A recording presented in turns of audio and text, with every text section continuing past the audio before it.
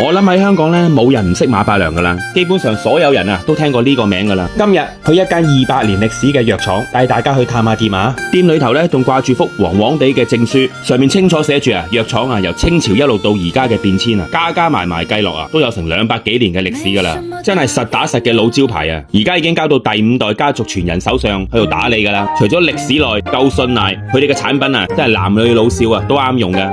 譬如呢個小朋友專用嘅呢個七厘散啦，同埋老人家呢一個馬伯良安宮牛黃丸，我諗大家呢兩個都聽過啦。但今日咧最想同大家分享咧就係今日呢個秋梨潤喉蜜啦。佢有3個包裝嘅，大、中同埋呢個旅行裝啊。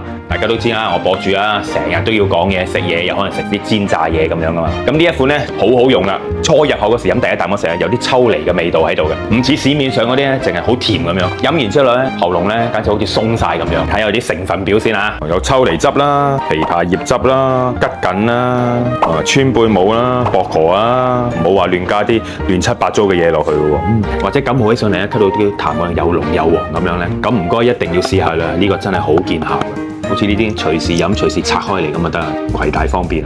咁如果大家有時候唔得閒過嚟香港呢，其實佢呢個產品呢喺線上邊呢都有得去買嘅，仲有好多明星呢都有直播帶貨咁樣噶。咁你哋喺屋企啊，又會唔會備定呢啲咁嘅潤喉嘅產品呢？下集更精彩。